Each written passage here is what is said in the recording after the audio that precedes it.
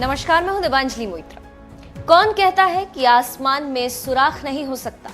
एक पत्थर तो तबीयत से उछालो यारो।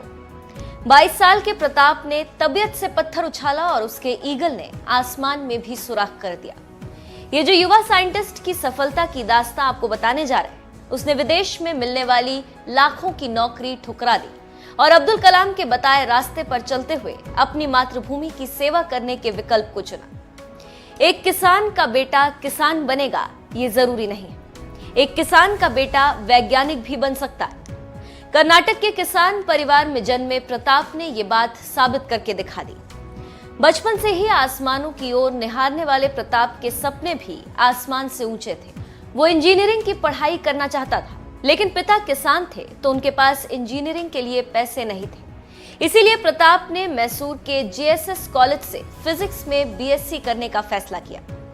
हॉस्टल में रहकर बीएससी की पढ़ाई कर ही रहा था कि फीस न चुकाने की वजह से हॉस्टल से भी निकाल दिया गया, तो उसने बस स्टॉप पर दिन गुजारा, पब्लिक बाथरूम में कपड़े धुले। इतनी जद्दोजहद से जिंदगी बिताने वाले प्रताप ने अपने सपनों को कभी मरने नहीं दिया। उसने C++, जावा, पाइथन जैसे कंप्यूटर लैंग्वेज कोर्स सीखे। इस दौरान वो ई वेस्ट यानी इलेक्ट्रॉनिक कबाड़ से ड्रोन बनाने की तकनीक भी सीखता रहा। पहला ड्रोन बनाने के लिए उसे 80 बार फेल होना पड़ा, लेकिन इस फेलियर से सीखते हुए उसने ड्रोन बना ही लिया, जो किसी कॉन्टेस्ट में पार्टिसिपेट करने के लिए काफी था। प्रताप अपना ड्रोन लेकर आईआईटी दिल्ली के ड्रोन मॉडल कंपटीशन में पहुंचा। यहां उसे सेकंड प्राइज मिला और यहीं से उसे आयोजकों ने 27 दिसंबर 2017 को जापान में होने वाले इंटरनेशनल ड्रोन कंपटीशन में हिस्सा लेने के लिए रास्ता दिखाया। लेकिन किसान के बेटे के लिए जापान जाना कहां आसान था। प्रताप को इसके लिए 60,000 रुपए की जरूरत थी। ये जरूरत पूरा करने के लिए उसे मां का मंगलसूत्र तक बेचना पड़ा। तो वहीं मैसूर के ही एक समाजसेवी ने उसका टिकट स्पॉन्सर किया। किसी तरह जापान पहुंचे प्रताप ने जब टोक्यो में लैंड किया तो उस वक्त जेब में उसके महज 1400 रुपए थे। मजबूरी में उसने पैसे बचाने के लिए ड्रोन के साथ पैदल ही कुछ दूरी तय की। किसी तरह ड्रोन कंपटीशन में पहुंचे प्रताप ने लोगों को अपना ईगल ड्रोन उड़ाकर दिखाया। इस इंटरनेशनल ड्रोन कंपटीशन में 127 देशों के प्रतियोगियों ने हिस्सा लिया था, इसीलिए प्रताप को जीत की उम्मीद कम थी। जब ड्रोन कंपटीशन का रिजल्ट आया तो शुरू के 3 प्रतियोगियों को छोड़कर आखिरी तक उसका नाम नहीं अनाउंस हुआ।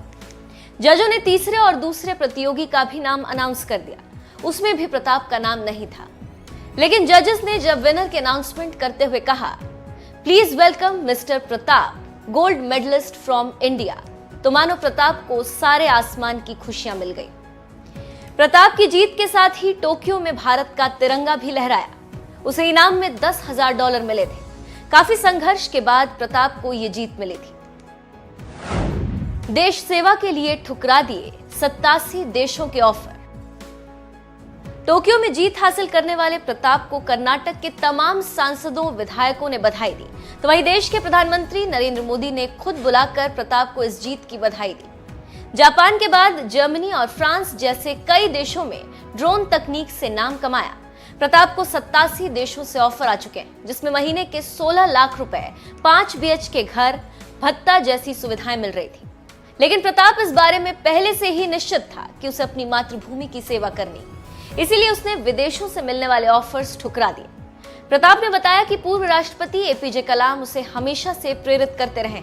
वो उन्हें देखते और पढ़ते हुए बड़ा हुआ है। ये कलाम ही हैं जिनकी वजह से वो अपने देश के लिए काम करने के लिए प्रेरित हुआ। खबर है कि पीएम मोदी ने प्रताप के टैलेंट को देखते हुए उन्हें defence and research development organisation यानी DRDO में बतौर साइंटिस्ट नियुक्त किया, जिससे वो ड्रोन टेक्नोलॉजी में अपने रिसर्च को और आगे बढ़ा सकें। प्रताप के ड्रोन के कारनामे। आपको ये जानकर हैरानी होगी कि प्रताप के बनाए ड्रोन ने कर्नाटक में बाढ़ और आपदा के दौरान राहत कार्यों में काफी मदद की थी। प्रताप सीमा सुरक्षा के लिए टेलीग्राफी ड्रोन, ट्रैफिक मैनेजमेंट के लिए ड्रोन, पायलट रहित प्लेन, ऑटो पायलट ड्रोन समेत अब तक 600 से ज्यादा ड्रोन बना चुके हैं। उन्हें अब ड्रोन साइंटिस्ट के तौर पर जाना जाने लगा है। साल 2018 में प्रताप को इंटरनेशनल ड्रोन एक्सपो में Albert Einstein innovation gold medal से भी सम्मानित किया जा चुका है।